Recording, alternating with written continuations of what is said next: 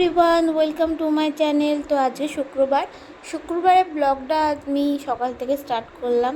তো সকাল এখন 8টা মতো বাজে। তো এখন থেকেই এত রোদ উঠেছে যে বেলা 12টার সময় যে কী হবে সেটাই আমি ভাবছি। তো তারপর সকালবেলা দেখলাম মায়ের দুটো ঘর গোছানো হয়ে গেছে। এখানে মা আজকে আমাদের নিরামিষ, শুক্রবার আমাদের নিরামিষ হয়, তাই এখানে বিউলির ডাল করবে বলে বিউলির ডালটা সেদ্ধ বসিয়েছে, আর এখানে আলু সেদ্ধ করে রেখেছে, সবাই মুড়ি খাবে। তারপর আমি এখানে ব্রেকফাস্ট করে নিলাম, ওটস আর দই ভিজিয়ে রেখে দিয়েছিলাম, সেটাই খেলাম। তারপর মা এখানে আজকে দুপুরের জন্য রান্না করা স্টার্ট করে দিয়েছে। কুমড়ো ভাজাটা বসিয়ে দিয়েছে, আর এখানে ডালটা তোমরা আগেই দেখালাম সেদ্ধ বসিয়েছিল মা, সেদ্ধ হয়ে গেছে তাই রেখে দিয়েছে। এখানে আলু পোস্ত করবে, তার জন্য আলু বরবটি কেটে নিল, আর তারপর কড়াতে লঙ্কা আর মৌরি ফোড়ন দিয়ে তার সাথে একটু হিং ফোড়ন দিয়ে দিল।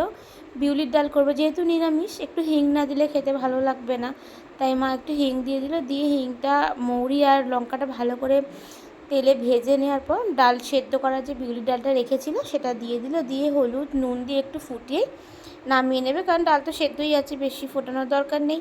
তো তারপর মা এখানে আলু পোস্তটা করে নেবে। আলু বরবটি, তার সাথে মা ঝিঙেও কেটেছিল, সেটা তখন বলা হয়নি।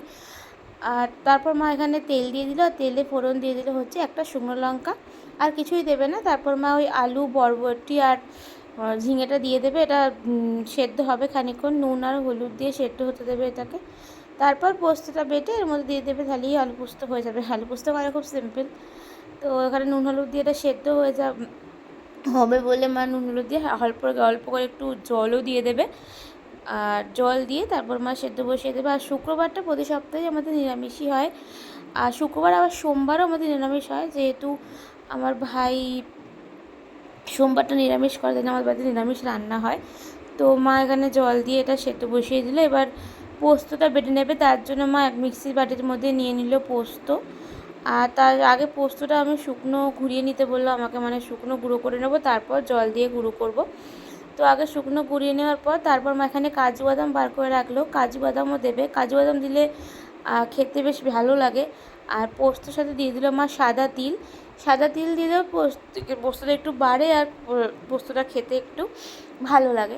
শুকনো ঘুরিয়ে নেওয়ার পর তারপর আমি কাজু বাদামগুলো দিয়ে দিলাম, আর একটা কাঁচা লঙ্কা আর একটা শুকনো লঙ্কা দিয়ে জল দিয়ে ভালো করে পেস্টটা করে নিলাম।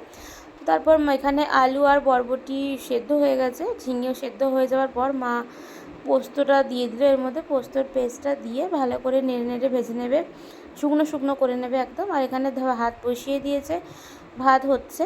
তারপর আমি চান করে নিলাম, চান করে পুজো করতে গেছিলাম। তো আগে ঠাকুরঘর পরিষ্কার করে এসেছিলাম। কত ফুল হয়েছে দেখো আজকে আমাদের এই গোলাপি কালারের ফুলটা, এটা জবা ফুল, একটা লাল ফুল, অনেক ফুল হয়েছে আজকে গাছে। তো তারপর আমি পুজো করে এসে লাঞ্চ করে নিলাম, পরোটা খেলাম আজকে। তো তারপর সন্ধেবেলা একদম চলে এসেছি। সন্ধেবেলা আমি পড়াতে গেছিলাম বিকেলে, তারপর বাড়ি ফিরে এখানে পোস্তটা গরম করে নিলাম, আর ময়দাটা মেখে রেখে দিয়েছি, পরোটা করব। আর এখানে মা একটু সুজি বানাচ্ছিলো, আজকে আর ছানা করবো না, মা বললো একটু সুজি খেতে ইচ্ছা করছে, তাই মা সুজি বানাচ্ছে, আমি একটু সুজিটাই ভিডিও করে নিলাম। তো মা ঘি দিয়ে সুজিটা করবে, ঘি দিয়ে ভালো করে ভেজে দিয়ে তারপরে ঘিটা গলে যাওয়ার জন্য অপেক্ষা করছিলো। তারপর মা মৌরি ফোড়ন দিয়ে দিল, মৌরিটা ভাজা হয়ে যাওয়ার পর মা দিয়ে দিল সুজি। এবার সুজিটা ভালো করে লাল লাল করে ভেজে নেবে, ততক্ষণ না একটু লাল লাল মতো হয়ে যাবে সুজিটা। তারপর দিয়ে দেবে হচ্ছে